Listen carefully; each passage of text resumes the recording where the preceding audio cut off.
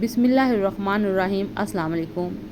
اگر آپ کو ہماری ویڈیوز اچھی لگ رہی ہیں تو ہمارے چینل کو سبسکرائب کریں، ویڈیو کو like, share and bell icon کو لازمی پریس کر دیں تاکہ آنے والی ویڈیو کا نوٹیفیکیشن آپ کو مل سکے اور ہماری ویڈیو کو زیادہ سے زیادہ واچ کریں۔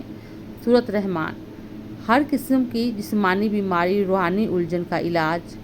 کسی بھی بیماری کے لیے آپ سورۃ رحمان سن سکتے ہیں۔ طریقہ یہ ہے، 1 گلاس پانی اپنے پاس رکھ لیں، اپنی آنکھوں کو بند کر لیں، اپنے آپ کو اللہ کے سامنے تصور کریں اور سورۃ رحمان سنیں۔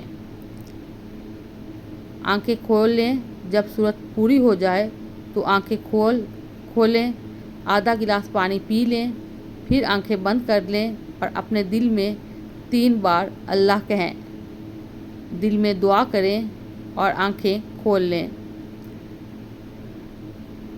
اب جو پانی باقی بچا ہے اسے 3 گھونٹ میں پی لیں۔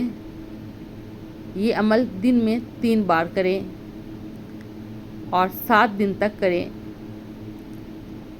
اگر آپ کو کوئی بیماری نہیں ہے تو پھر بھی کر لیں، بیماری آپ سے دور رہے گی انشاءاللہ۔